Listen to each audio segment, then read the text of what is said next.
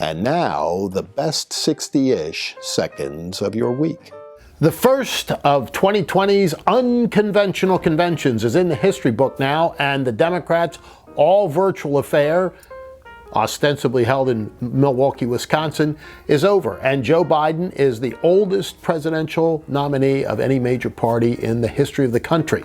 The Democrats had a daunting task, a really tough one, quite honestly, to put together an interesting 2-hour Zoom meeting or infomercial or whatever you wanted to call it. And bluntly, they did a pretty good job on the production values. Now, the message is another thing altogether. And Joe Biden's acceptance speech clearly benefited from very, very low expectations set by the Trump campaign, the media itself, and even the Biden campaign. He cleared the low bar hurdle. Whether or not his acceptance speech will have any lasting value, we'll have to wait and see. The one thing we do know is that the broadcast television viewing of the Democrat convention last week was very, very low, 48%. Below what it was in 2016. Now, they will tell you that there was an uptick in the cable channeling, which doesn't get reflected in the Nielsen ratings, and also in the digital world, which is where they were making their big play. But how much of that was to an audience that wasn't already locked in? Again, another question to be answered. Now it's the Republicans' turn. What's going to be the difference in the messaging between the Trump convention of next week and the Biden convention of last week? A lot of it, I think, is going to be in what you don't see. You know, one of the things that was missing with the conventions being held virtually, in addition to the balloon drops and all the hoopla that goes on the floor and the funny hats and the noisemakers, etc., was what goes on during the day. The delegate meetings, the breakfasts with the various delegations state by state, the parties, the receptions, the networking, the conversations that all make up what a national convention has historically been, and which gets reported in the media and consumed by voters, both those that are locked in and those that are still persuadable. This week, the Democrats had several, not just one, speakers in the daytime, not what's seen on national television at night, refusing to use the words "under God" in the Pledge of Allegiance. I think that's going to be a story. I think another story coming out of the Democrat convention is going to be the complete lack of discussion about the violence in the streets of many American cities. Almost non-existent. Biden had an opportunity to address that in his acceptance speech. He chose not to do it. So the Democrats had a platform that they kept largely under wraps.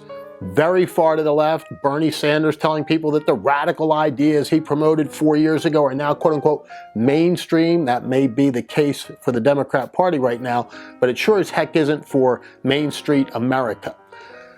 The Republicans now have the opportunity to point out the deficiencies of what went on last week and to promote the economy and public safety as two big issues for the 2020 campaign.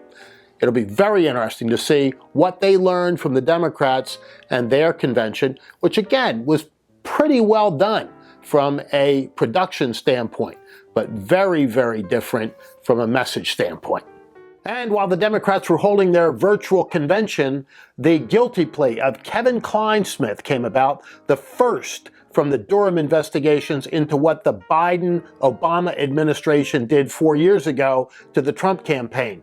That's going to be something you're going to want to watch throughout the fall, because there are likely to be additional indictments and or guilty pleas.